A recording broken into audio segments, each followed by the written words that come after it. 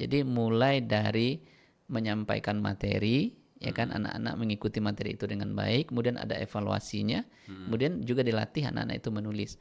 Jadi tidak hanya sekedar belajar membaca, makanya metode tartil itu namanya membaca dan menulis, belajar membaca dan menulis. Nah, menulis itu sebenarnya untuk penguatan. Ya. Bismillahirrahmanirrahim. Assalamualaikum warahmatullahi wabarakatuh. Waalaikumsalam warahmatullahi wabarakatuh. Selamat datang Pak Prof. Saprimen, MED, PhD. Terima kasih sudah Mansurdin. Ya, alhamdulillah pada siang hari ini kita kedatangan tamu. Beliau adalah sebagai guru besar mata kuliah psikologi pada Fakultas Tarbiyah dan Keguruan Universitas Islam Negeri Raden Intan Lampung. Beliau juga adalah Ketua Lesmu Wilayah Muhammadiyah Provinsi Lampung. Selamat datang Pak Prof. Ya, terima kasih atas undangannya.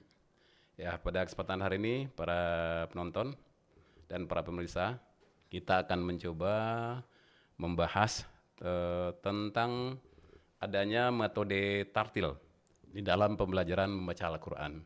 Dan ini sepertinya sangat menarik kalau kita sampaikan dan kita berikan pembelajaran ini kepada generasi muda pada saat ini.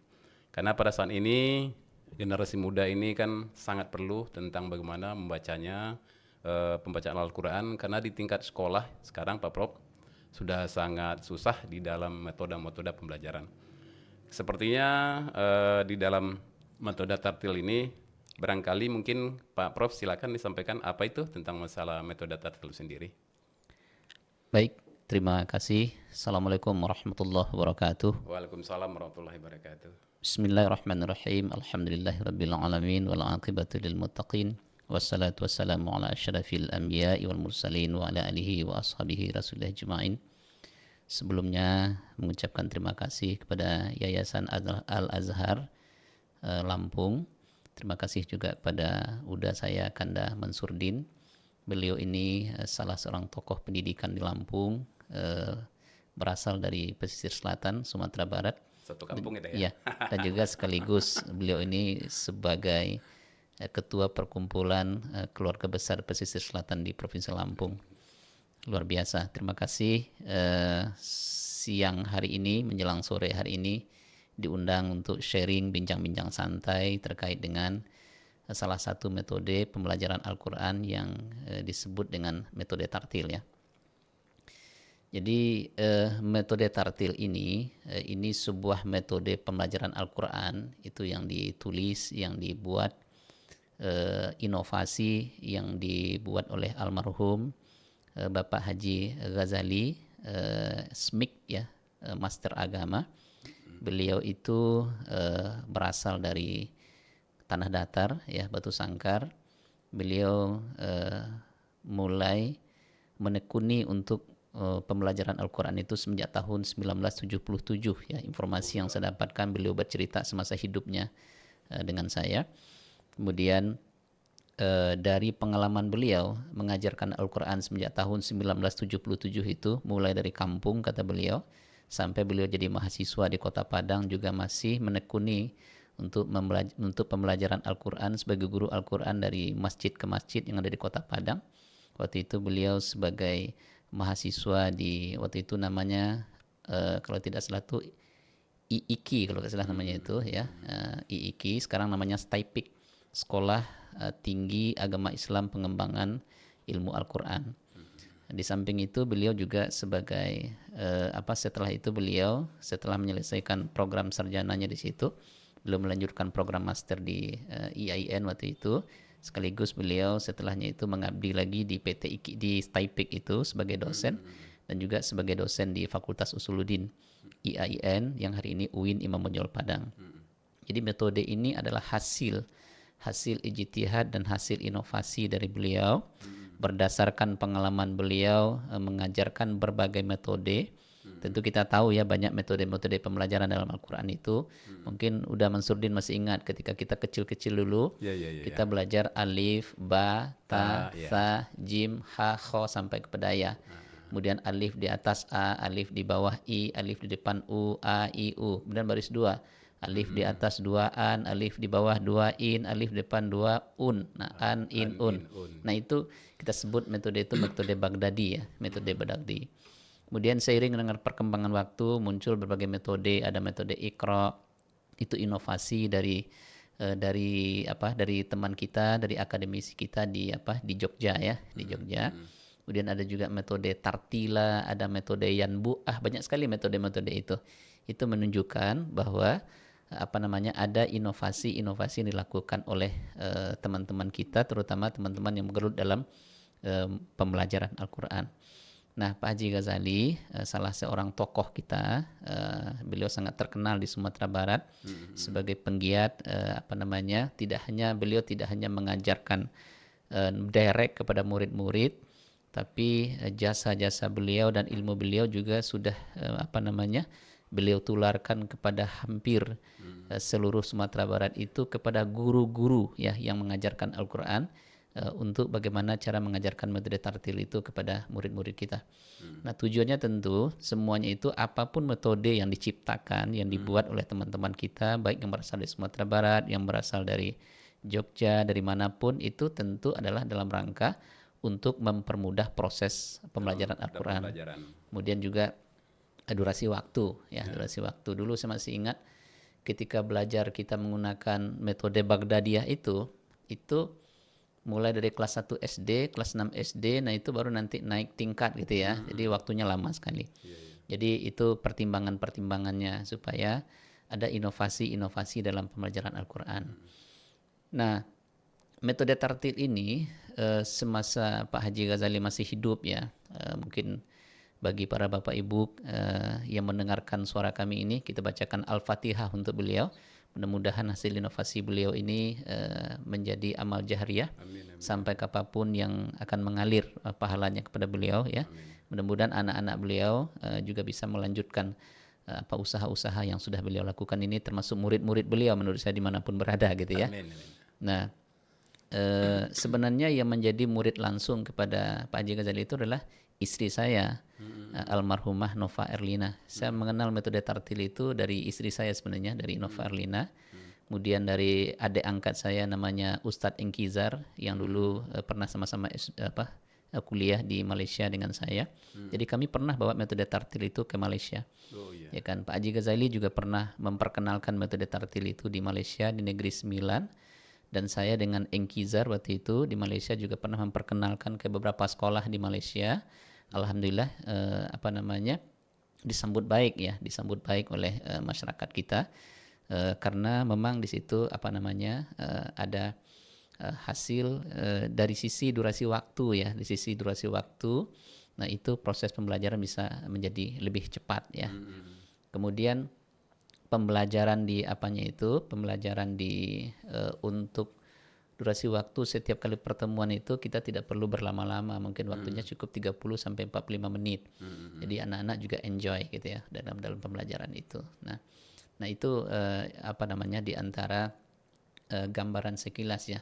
Kemudian bagaimana, apa yang membedakan metode tartil itu dengan metode-metode yang lain ya. Jadi metode tartil itu di situ ada 6 langkah pembelajaran ya, 6 langkah pembelajaran. 6 langkah pembelajaran itu dimulai dengan sama sebenarnya dengan metode yang lain, tapi tentu ada keunikan dari masing-masing metode itu. Nah, keunikan dalam metode tartil itu adalah satunya itu misalkan memperkenalkan huruf hijaiyah ya, yang banyak disebut di dalam metode-metode yang lain. Tapi di dalam metode tartil itu disebut dengan huruf Al-Qur'an. Ya kan, memperkenalkan huruf Al-Qur'an yang belum berbaris. Nah, dia menggunakan istilah yang seperti itu. Nah, saya tanya dulu dengan Pak Haji Ghazali itu, kenapa menggunakan istilah huruf Al-Qur'an? Beliau menjawabnya, sebenarnya kepada anak-anak kita, anak-anak usia SD, kata beliau, itu kita tidak perlu mengajarkan tentang khilafiyah, katanya kan. Jadi kalau disebut huruf hijaiyah itu ada khilafiyahnya. Khilafiyahnya seperti apa? Ada yang mengatakan huruf hijaiyah itu jumlahnya 28 huruf. Itu di luar lam alif dengan hamzah. Nah, ada yang mengatakan huruf hijaiyah itu tetap 30. Nah, kata beliau, untuk anak-anak usia SD kita belum perlu mengajarkan khilafiyah yang seperti itu. Yang penting kan bagaimana anak-anak itu memahami bahwa inilah huruf-huruf yang ada di dalam Al-Qur'an. Maka beliau menyebutnya menggunakan istilah huruf Al-Qur'an. Kalau huruf Al-Quran itu sudah pasti 30 huruf kata beliau. Hamzah dengan lam alif itu adalah huruf Al-Quran. Nah itu salah satu inovasi ya yang dari beliau, itu istilah yang saya dapatkan. Jadi beliau menyebutnya memperkenalkan huruf Al-Quran yang belum berbaris. Nah, dalam metode lain juga ada seperti itu. Tapi apa yang membedakannya di sini? Yang membedakannya di sini itu beliau mengajarkan dalam metode tartil itu pembelajaran itu dimulai dari surat Al-Baqarah. Mulainya itu. Ya kan? Jadi huruf itu diperkenalkan mulai dari surat Al-Baqarah. Jadi pertemuan pertamanya itu memperkenalkan huruf alif, lam, mim. Ya, jadi gini Pak, berarti untuk metode tartil ini lebih cenderung kita memakai adalah yang sifatnya masih juz amma ya. Juz amma memperkenalkan huruf baru ya, memperkenalkan huruf. Bukan. Ya. Kenapa dia disebut metode tartil? Metode tartil itu nanti anak-anak itu setelah selesai menghabiskan 6 modul pembelajaran tadi itu, anak itu mengaji menggunakan lagu tartil. Nanti saya contohkan seperti apa lagu tartil itu. Jadi anak itu biasanya tidak bertatih gitu kan. Jadi anak itu nanti ketika mulai pembelajaran dari awal sampai nanti terakhir, nanti endingnya mengantarkan anak itu bisa mengaji, membaca Al-Quran dengan lagu tartil. Seperti imam tuh, seperti imam baca gitu kan. Nanti kita contohkan. Nah, tadi saya ingin meneruskan yang tadi ya. Memperkenalkan huruf Al-Quran yang belum berbaris. Memperkenalkan huruf Al-Quran yang belum berbaris itu dalam metode tartil, itu ditunjukkan bagaimana memperkenalkan huruf Al-Quran itu, memperkenalkan huruf itu dalam berbagai bentuk di dalam Al-Quran. Contohnya huruf alif, ada berapa bentuknya di dalam Al-Quran. Macam-macamnya. Ya, bukan macam-macam, huruf itu satu macam aja, alif itu satu aja. Tapi bentuknya, bentuk huruf alif di dalam Al-Quran. Bentuk huruf lam di dalam Al-Quran. Bentuk huruf mim di dalam Al-Quran. Kami punya anak 4 orang ya, udah Mazurdin. Yang paling besar itu sekarang sudah tahun 1 ya kuliahnya. Yang nomor 2 itu kelas 1 SMA, nomor 3 kelas 1 SMP, yang nomor 4 ini kelas 1 SD. Itu 4 orang anak kami itu produk metode tartil. Ya kan? Jadi anak-anak kami itu kami yang mengajarkan berdua tuh. Saya mengajar di rumah, kalau saya nggak sempat nanti istri saya almarhumah yang mengajarkan. Alhamdulillah kami sendiri membuktikan dengan anak kami sendiri bahwa metode itu memang efektif ya untuk digunakan kepada anak-anak. Nah, memang dulu ide awalnya waktu Pak Haji Ghazali menawarkan ide itu sebenarnya beliau pernah bekerja sama itu di tahun 98 kalau saya tidak salah. Waktu itu saya masih jadi mahasiswa, istri saya terlibat itu sebagai salah seorang gurunya. Waktu itu beliau merekrut guru-guru itu dari mahasiswa. Mahasiswa Taipik, mahasiswa IAIN waktu itu yang beliau latih. Beliau latih bagaimana mengajarkan menggunakan metode tartil itu. Ada kerjasama antara waktu itu kalau tidak salah Dinas Pendidikan Kota Padang, ya kan waktu itu kalau tidak salah wali kotanya itu Pak Fauzi Bahar. Pak Fauzi Bahar waktu itu senior kan di UNP itu ya, di olahraga kalau nggak salah. Iya benar. Nah beliau itu waktu itu punya kebijakan kalau tidak salah, anak-anak usia SD di Kota Padang itu wajib bisa membaca Al-Quran ketika dia masuk kepada SMP. Jadi kalau dia belum bisa membaca Al-Quran tidak layak diluluskan. Kalau nggak salah begitu dulu, kalau salah substansinya. Sehingga apa solusi yang ditawarkan? Makanya muncullah metode ini ditawarkan oleh Pak Haji Ghazali. Sehingga metode ini digunakan kalau tidak salah itu hampir dari 400 buah SD lebih sekota Padang itu. Makanya menggunakan metode ini tujuannya adalah untuk mengantarkan anak-anak yang belum bisa membaca Al-Quran ketika dia keluar dari SD itu sudah bisa membaca Al-Quran dengan baik sepenuhnya. Jadi bukan sekedar sertifikat. Dulu banyak daerah-daerah yang juga mengeluarkan regulasi seperti itu. Tapi ujung-ujungnya nanti berburu sertifikat. Kalau ini dapat skill sertifikat nanti bisa masuk. Beliau nggak mau kayak begitu. Jadi anak-anak ini di samping sertifikat itu betul-betul mendeskripsikan kemampuannya dia. Jadi dites.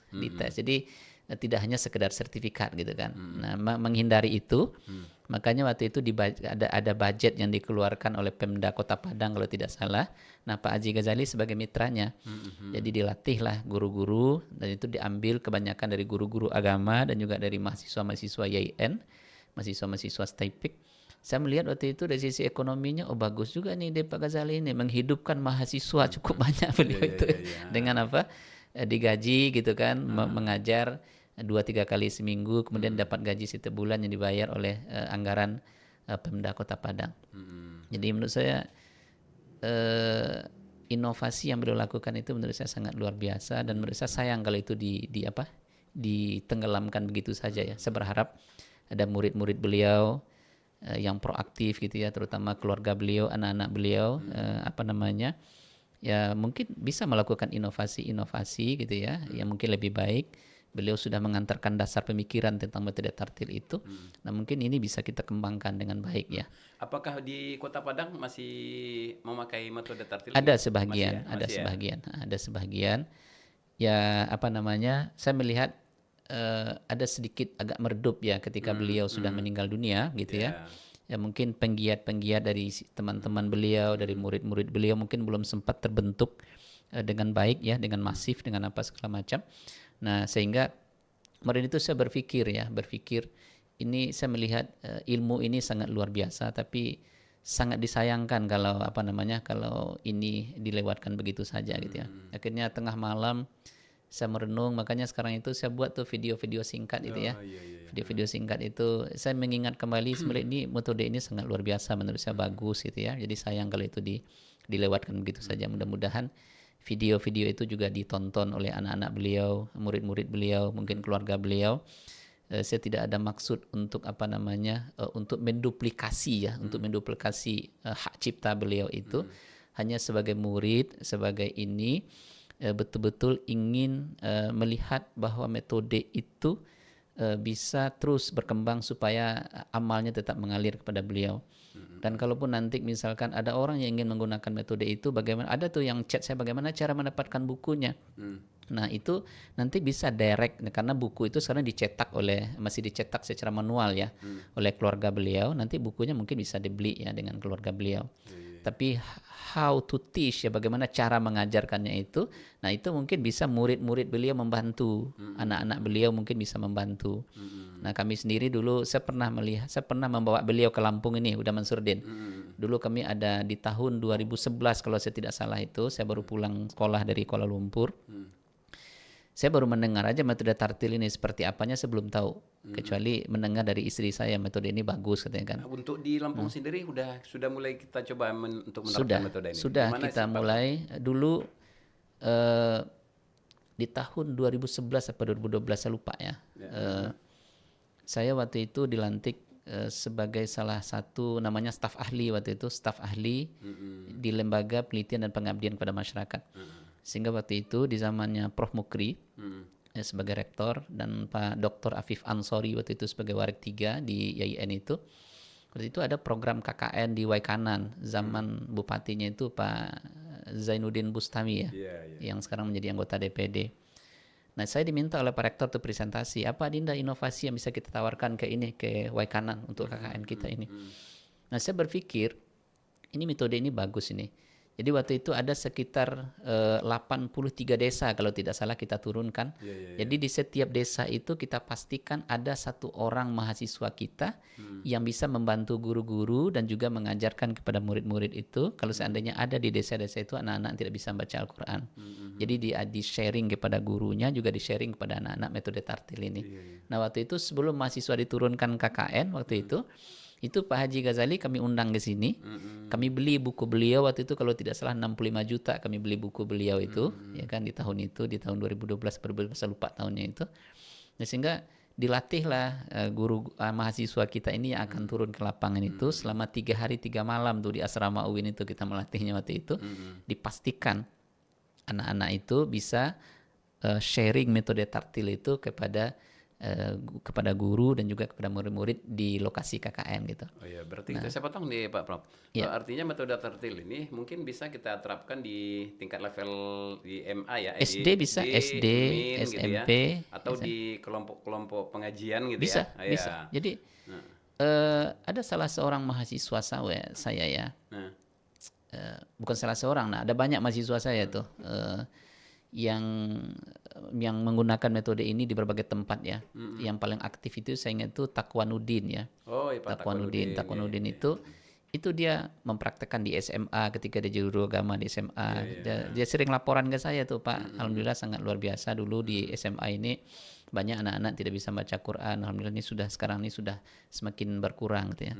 Kemudian bapak-bapak yang nggak bisa baca di masjid-masjid, di musala-musala, hasilnya sangat efektif menurut saya itu.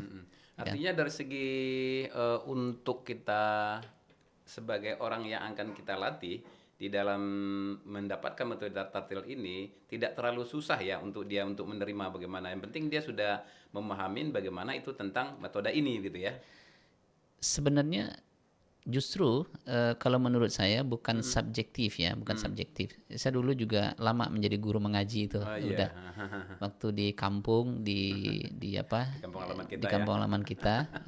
Saya waktu usia di MAN itu Madrasah Aliyah, saya sudah mulai menjadi guru-guru bantu tuh. Saya menjadi guru bantu di tempat saya belajar mengaji, ya kan? Saya dulu belajar dengan almarhum Pak Mukhlas namanya. Pak Mukhlas itu suami dari apa namanya? Dari saudara kandung ibu istri saya gitu kan, yang paling bungsu. Nah, saya belajar mengaji dengan beliau. Nah itu di samping saya belajar itu saya sudah mulai jadi guru bantu. Dulu kan kalau di kampung itu kan di surau kan dah. Di surau itu yang dijadikan surau waktu itu adalah rumah gadang, rumah nenek dari istri saya tuh yang dijadikan surau itu. Jadi habis sholat maghrib itu anak-anak yang kecil-kecil SD yang ngaji. Nanti kami yang sudah Al-Quran itu habis sholat isya.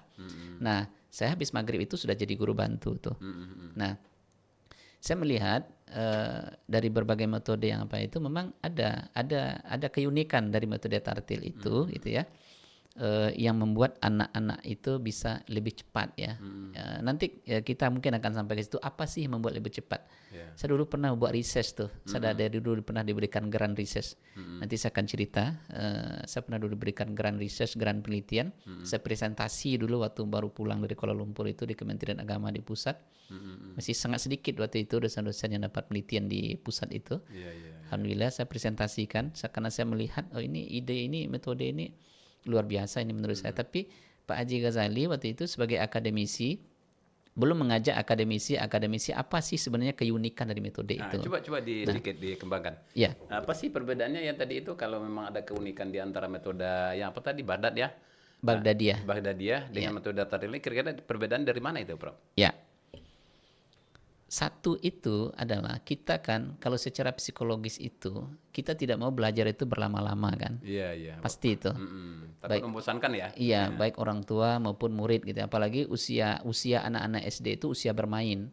Usia bermain itu kalau menurut saya secara psikologis itu nggak mungkin anak itu bisa belajar fokus itu lebih dari 30 menit. Ya kan? Itu kalau udah lebih dari 30 menit itu sudah susah. Nah, ini keunikan dalam metode tartil. Nah, jadi waktu 30 menit itu materi itu sudah selesai, itu tuntas kita sampaikan. Contohnya memperkenalkan huruf. Jadi kita memperkenalkan huruf itu kalau apa namanya, kita memperkenalkan huruf itu sudah dalam berbagai bentuk yang ada di dalam Al-Quran. Misal alif. Alif itu ada 2 bentuknya di dalam Al-Quran. Alif, kemudian alif. Ya kan? Kemudian lam. Nah, itu ada 4 bentuk huruf lam di dalam Al-Quran. Ada 4 bentuk huruf mim di dalam Al-Quran. Kayak gitu. Nah, itu membuat lebih cepat. Itu paling kita ngajarkan kepada anak-anak butuh waktu cuma 5 menit. Kemudian nanti diulangi. Apalagi kalau mengajar anak-anak 1-2 orang di rumah kan, 1-2-3 orang itu lebih cepat lagi. Artinya pemahamannya satu huruf itu bisa langsung dipaham dengan berbagai macam bentuk ya? Iya, paham gitu dalam berbagai bentuk dan itu dipraktekkan terus ke dalam Al-Quran. Jadi nanti nggak ada lagi perpindahan. Dia sudah langsung buka Al-Quran sebenarnya. Tapi ya karena untuk mempermudah proses pembelajaran Pak Haji Ghazali membuatnya bentuknya metode tartil. Jadi nanti yang kedua itu beliau kasih warna-warna huruf itu. Jadi setiap huruf yang dipelajari itu dikasih warna-warna merah. Nah, warna-warna itu rupanya walaupun sederhana, tapi itu sangat mempengaruhi. Oh, membedakan ya. Membedakan mana huruf yang sedang kita pelajari dengan huruf yang belum kita pelajari. Kemudian yang kedua, itu setiap akhir pembelajaran itu ada evaluasinya. Ada evaluasinya. Evaluasi dalam bentuk membaca ulang, memahami huruf-huruf yang sudah dipelajari. Kemudian evaluasi dalam bentuk menulis sebagai penguatan. Nah, jadi kalau kita menggunakan konsep pembelajaran, kalau menurut saya itu komprehensif cara pembelajarannya itu. Jadi mulai dari menyampaikan materi, ya kan, anak-anak mengikuti materi itu dengan baik, kemudian ada evaluasinya, kemudian juga dilatih anak-anak itu menulis. Jadi tidak hanya sekedar belajar membaca, makanya metode tartil itu namanya membaca dan menulis, belajar membaca dan menulis. Nah, menulis itu sebenarnya untuk penguatan. Jadi sambil menulis, tadi dia belajar huruf alif, oh alif ini bentuknya. Jadi sambil dia menulis itu sebenarnya itu penguatan sebenarnya secara psikologis itu, ya kan. Nah itu di antara apa namanya, di antara. Nah itu yang saya lakukan research. Saya dapat grant research waktu itu dari Kementerian Agama, dari Balitbank, saya minta kepada 2 SD waktu itu di kota Bandar Lampung ini, satunya di Bandar Lampung, satunya di Sababalau, bukan di ini apa namanya, di Waigalih ya, Lampung Selatan. Nah itu saya minta anak-anak kelas 4, kelas 5, kelas 6 SD yang belum bisa baca Quran sama sekali jadikan satu kelas, 33 orang. Kemudian yang sekolah satu lagi juga begitu. Itu saya bayar mahasiswa saya yang sudah dilatih oleh Pak Haji Ghazali dulu, yang sudah pernah berlatih, saya suruh dia ngajar, ya kan, di sekolah itu menggunakan grant dana penelitian tadi itu. Itu alhamdulillah dengan durasi waktu 3 kali pertemuan kalau tidak salah dalam seminggu, itu 2 bulan itu anak-anak sudah bisa baca Quran dengan baik dari tidak bisa membaca sama sekali. Ya, kira-kira tingkat usia mana yang lebih cepat untuk menangkap daripada metode ini? Apakah di SD, SMP, SMA? Karena kita kan juga di level-level sekolah ini kan, di tingkat SMA juga kan masih banyak yang belum mengenal tentang itu. Kalau pengalaman kita mengajarkannya itu semakin misalkan anak SMA itu akan lebih cepat lagi, SMP akan lebih cepat lagi. Sebenarnya kalau anak yang sudah bisa membaca Latin itu lebih cepat belajarnya menggunakan metode tartil ini, karena nanti dia dibantu di menggunakan misalkan alif dalam bahasa Indonesia ditulisnya seperti apa, nah lam dalam bahasa Indonesianya ditulisnya seperti apa, ba dalam bahasa Indonesia ditulisnya seperti apa. Jadi itu akan lebih mudah kalau anak-anak itu sudah bisa membaca Rumi, baca Latin. Jadi pengalaman mengajarkan dari guru-guru kami yang beredar menggunakan metode tartil itu, SMA lebih cepat, SMP juga lebih cepat, dan anak-anak SD kalau sudah bisa baca itu, kalau masih ada yang belum bisa baca kan itu lebih cepat. Tapi bukan berarti anak-anak yang belum bisa membaca nggak bisa diajarin, bisa. Tapi mungkin slow kita mengajarkannya itu. Jadi kalau di sini misalkan butuh waktu 2 bulan sudah cukup, di sini mungkin kita butuh waktu 2-3 bulan. Iya. Begitu. Terus mungkin barangkali untuk teknik pengembangannya ya, untuk melaksanakan metode tartil ini kita harus perkenalkan ini kepada para pemirsa ya, bagaimana cara yang sebenar sih yang metode tartil seperti apa. Coba mungkin Pak Prof bisa disampaikan dikit. Oke. Tadi saya sebut yang 6 tadi dulu ya, 6 langkah tadi baru 1 ya. 1 itu memperkenalkan huruf Al-Quran yang belum berbaris. Yang diajarkan di situ adalah huruf dalam berbagai bentuk di dalam Al-Quran. Yang kedua, mengajarkan cara membaca, ya, mengajarkan cara membaca huruf Al-Quran yang berbaris 1. Yang kedua, jadi itu dia baris 1 tuh, ya kan? Baris 1 semuanya. Tapi itu udah langsung ke dalam Al-Quran tuh kan. Yang ini ke dalam metode tartil. Yang ketiga, mengajarkan cara membaca huruf Al-Quran yang bertanda mati atau sukun. Cara membacanya seperti apa. Kemudian mengajarkan huruf Al-Quran yang bertanda tasydid. Tasydid, musyaddah, ya kan. Kemudian yang kelima, mengajarkan huruf Al-Quran yang bertanda baris 2. Atau selama ini kita kenal dalam ilmu tajwid itu dengan istilah tanwin. Tanwin ya. Kemudian terakhir baru membaca ayat Al-Quran dengan lagu tartil. Jadi itu 6 langkah itu. Nah, Kanda ininya step by stepnya itu.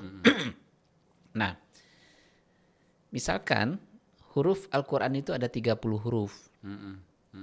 Nah, kalau satu kali pertemuan itu kita mengajarkan rata-rata 3 huruf saja, tapi dalam metode tartil ada yang 3 huruf, ada yang 4 huruf gitu ya. Maksimalnya 4 huruf menurut saya itu. Nah itu kan kita hanya butuh waktu misalkan 10 kali pertemuan, ya kan? Jadi satu kali pertemuan itu maksimal hanya 30 sampai 45 menit. Yeah. Nah itulah waktu yang kita butuhkan untuk memperkenalkan huruf. Ya kan? Jadi 10 kali pertemuan itu berarti kalau kita mengambil dalam seminggu itu mengajarkan kepada anak-anak kita setiap hari, ya berarti kita butuhnya 10 hari. Dengan durasi waktu pertemuannya 30 sampai 45 menit untuk memperkenalkan huruf tadi itu. Yeah. Nah, kalau misalkan kita ingin praktekkan di sekolah-sekolah yang pernah selama ini kita praktekkan itu 3 kali seminggu misalkan. Berarti kita butuhnya 3 minggu. 3 kali pertemuan. Ya 3 kali pertemuan dalam seminggu, waktunya itu 30 sampai 45 menit. Yeah. Misalkan gitu ya. Nah, itu berarti kan kalau diambil waktunya berarti kan 3 minggu ya. 3 minggu plus 1 hari. Yeah. Udah cukup untuk memperkenalkan huruf. Dari 30 huruf ya? 30 huruf Yeah. Al-Qur'an. Nah, itu yang pertama. Nah, memang sebelum metode ini digunakan, saya memang menyarankan sebenarnya bukan metode tartil saja menurut saya, apapun metodenya. Kadang kita ini kan tidak belajar menggunakan metode itu. Begitu dapat langsung diajarkan. Apakah kita tepat cara mengajarkan metode itu atau tidak? Metode Iqra kan juga begitu sebenarnya. Yeah. Dilatih bagaimana cara memperkenalkannya. Jadi menurut saya guru-guru Al-Quran terutama guru-guru agama yang juga mengajarkan Al-Quran di sekolah-sekolah, menurut saya itu juga perlu ada keinginan untuk belajar. Sekiranya ada metode-metode yang ditawarkan, menurut saya itu jangan kita memberanikan diri mengajarkan metode itu kalau kita tidak mempelajari dan memahami sepenuhnya metode itu. Takut nanti dalam bahasa apa itu disebut dengan dalun mudillun, sesat dan menyesatkan gitu kan. Jadi itu penting menurut saya kan, penting. Jadi bergurulah dengan orang yang membuat metodenya. Kalau nggak ada, mungkin berguru dengan siapa lagi muridnya yang bisa kita datangi untuk belajar. Kalau kata orang itu mengambil barokah ya. Yeah. Mengambil barokah gitu ya. Jadi sehingga kita mendapatkan informasi yang benar gitu kan. Tentu akan lebih baik kalau kita berguru itu kepada sumber ilmunya. Tapi sekarang sumber ilmunya sudah tidak ada. Beliau sudah meninggal dunia, Pak Haji Ghazali. Nah mungkin kita bisa belajar kepada murid-murid beliau yang sudah tersebar di mana-mana. Yang masih menerapkan yang memahami dan bisa membantu menjelaskan tentang metode tartil itu. Itu Kanda. Baik, Pak Profesor, jadi tadi mungkin sudah dapat kita pahami ya, bahwasanya dalam bagaimana mengenali daripada huruf-huruf daripada Al-Quran. Kemudian kalau kita lihat di mana tingkat orang yang bisa memahami ini, mungkin lebih cenderung kita berikan dulu kepada orang yang beri pembelajaran ya, supaya benar. metode ini supaya dia bisa memberikan materi juga melengkapkan kepada anak-anak didiknya. Sama juga Kanda sebagai guru silat kan, misalkan karate ya. Itu kan pasti ada dapat ijazah dulu tuh kan. Nah, baru kita berarti dulu kan. Iya, kita berarti dulu. Nah, sepertinya adab menuntut ilmu itu sepertinya begitulah dalam semua hal ya. Mungkin teman-teman di rumah makan juga kayak begitu ya. Nggak mungkin kita bisa buat rendang yang bagus kalau kita belum belajar dulu cara buat rendang. Nah, adapun nanti ada inovasi dari rendang itu, nah itu kan sudah kreativitas masing-masing kan. Nah, tadi ada pertanyaan tadi menarik. Bagaimana cara mengajarkannya? Jadi yang kedua, di samping yang saya sampaikan tadi ada 6 step tadi itu, ada satu keunikan dalam metode tartil itu adalah pembelajaran pembiasaan. Ya, pembelajaran pembiasaan itu seperti apa? Ini metode tartil. Jadi itu mengawali dan menutup pembelajaran itu sudah dimulai dengan lagu tartil. Nah, contohnya begini. Contohnya begini. Jadi misalkan tadi, hari ini kita belajar cara membaca huruf Al-Quran yang belum berbaris. Misalkan gitu kita ngajarkan. Nah, oke. Sebelum kita belajar membaca huruf Al-Quran yang belum berbaris, untuk pertemuan kali ini, kita awali dulu membaca A'udzubillah dan Bismillah. Nah, itu gurunya mencontohkan. Nah, dengarkan Papa dulu ya, dengarkan Bapak dulu ya, gitu ya. Kita contohkan. A'udzu billahi minasyaitonir rajim. Coba nak. Ya. Ikut. Nah, jadi gitu. Mm-mm. Jadi kalau belum pas kita ulang lagi. Coba ulang lagi nak. Mm-mm. A'udzu billahi minasyaitonir rajim. Jadi gitu, itu pembiasaan. Mm-mm. Nah, Bismillahirrahmanirrahim. Jadi walaupun anak itu belajar mengenal huruf, tapi cara baca auzubillah dan bismillahnya dibiasakan begitu. Mm-mm. Ya. Jadi membuka pelajarannya begitu tuh. Mm-mm. Auzubillahnya begitu. Nanti terakhir ketika menutup pelajaran juga begitu. Nah, alhamdulillah hari ini kita sudah belajar 3 huruf ya. Tadi kita sudah belajar huruf alif dalam berbagai bentuk yang ada di dalam Al-Quran. Huruf lam dalam berbagai bentuk yang ada dalam Al-Quran. Huruf mim dalam berbagai bentuk yang ada dalam Al-Quran. Oke, kita cukupkan ya nak ya pembelajaran kita hari ini. Kita tutup dengan baca Sadaqallahul azim. Itu dibiasakan. Iya, Nah, iya. nah, jadi itu salah satu metode yang unik juga menurut saya. Kalau kita lihat dalam ilmu psikologi itu sebenarnya cara proses pembelajaran yang bagus sebenarnya. Pembiasaan itu. Pembiasaan. Pembiasaan. Coba kalau udah belajar melangkah coba teori-teori aja. Iya. Ya karate teori-teori aja gitu kan nggak mungkin kan. Nah, jadi pembiasaan itu penting. Nah, itu salah satu keunikan juga di dalam metode tartil sehingga nanti ketika sampai di ujungnya itu di apa namanya di langkah yang keenam, langkah yang keenam membaca ayat Al-Qur'an dengan lagu tartil. Itu sudah biasa, sudah mulai bisa. Iya, iya. Nah, sudah langsung bisa dia walaupun belum mahir gitu kan, tinggal nanti di ini kan.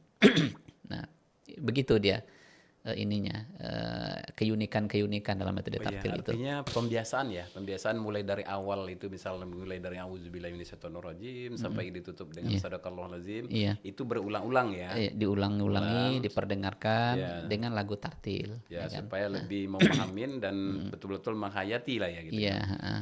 Ya gitu Pak Pras, kira-kira untuk pembahasan kita metode tartil pada kesempatan hari ini, terima kasih. Mungkin barangkali ada siasat-siasat lain yang mungkin kita bagaimana nanti untuk generasi-generasi muda kita ini untuk bisa lebih lebih ingin tahu Iya. tentang metode tartil ini. Mungkin sebagai untuk penutupnya silakan Prof. Baik. Itu tadi yang kita diskusikan tadi itu baru sekedar overview ya, overview gambaran umum ya tentang metode tartil. Kalau bagaimana mempraktekkan proses pembelajarannya mungkin nanti step by step. Saya sekarang lagi create video ya, video di YouTube dan juga di YouTube dan juga di Facebook ada video-video singkat untuk setiap step pembelajaran itu. Nah, saya juga membuka diri apa namanya dengan teman-teman apa namanya yang apa namanya penggiat-penggiat Al-Qur'an gitu ya. Mungkin ini sebagai ladang untuk pengabdian juga bagi saya yang ingin menekuni bagaimana seperti apa sesungguhnya pembelajaran metode tartil itu step by stepnya 6 langkah tadi itu insya Allah bisa kita pelajari dengan baik. Kemudian bagaimana cara mendapatkan bukunya? Buku itu hari ini masih dicetak secara secara manual, belum beredar secara ini di Shopee di mana-mana belum ya. Nanti mungkin suatu saat mungkin kami akan berdiskusi dengan ahli waris. Mungkin ada inovasi-inovasi terkait bagaimana masyarakat untuk mudah mendapatkan buku-buku itu.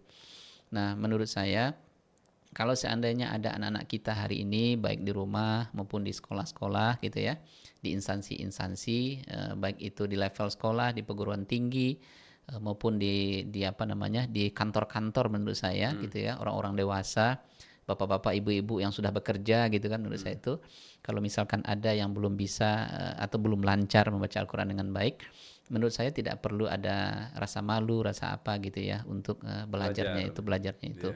Dan itu bisa kita lakukan. Saya meyakini berdasarkan pengalaman yang sudah kita praktekkan di berbagai tempat, baik di Sumatera Barat, di negara jiran gitu ya, maupun di Lampung sendiri di beberapa titik kita sudah praktekkan.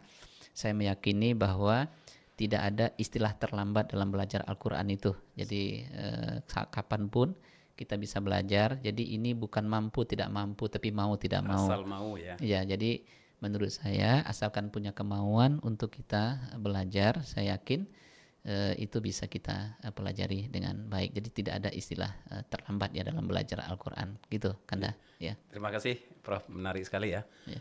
Pada kesempatan kita hari ini tentang metode tartil yang kita laksanakan. Mudah-mudahan metode-metode ini akan diminatin oleh anak-anak kita, Amin. oleh di tingkat tempat sekolah, di TPA, di madrasah-madrasah. Nah, barangkali kalau andai pun nanti ada yang berminat untuk melihat bagaimana cara pembelajaran ini, mungkin sesuai dengan video yang sudah beredar, yang sudah ditayangkan beberapa kali ini. Ya, Ini baru video yang mengenal huruf Al-Quran pembelajaran yang ketiga. ya sudah ketiga ya. Malam ini insya Allah akan naik video pembelajaran huruf Al-Quran yang belum berbaris untuk video pembelajaran yang keempat. Iya, terima kasih. Jadi para pemirsa, para penonton, pada kesempatan hari ini, kalau ingin lebih mendalami tentang masalah metode tartil ini, silakan saja dilihat di videonya Pak Profesor Safril, ya sudah terbit step by step ya. Sudah masuk video yang keempat ya. Malam ini yang keempat. Ya. Sukses selalu, Prof. Terima kasih. Ya, mudah-mudahan menjadi amal ibadah untuk kita semua, apalagi di bulan suci Ramadan ini, semakin banyak kita membaca Al-Quran, ladang ibadah untuk kita untuk masa depan di akhirat nanti. Amin. Terima kasih, Prof. Ya. Ya. Terima kasih. Alhamdulillah. Ya. Assalamualaikum warahmatullahi wabarakatuh. Waalaikumsalam warahmatullahi wabarakatuh. Jaya selalu, Al-Azhar selalu memberi yang terbaik untuk umat. Amin. Terima kasih. Wabillahi taufiq wal hidayah. Assalamualaikum warahmatullahi wabarakatuh. Waalaikumsalam warahmatullahi wabarakatuh. Yayasan Al-Azhar Lampung, unggul Islami, terpercaya, pilihan masyarakat Lampung. Masya Allah, keren.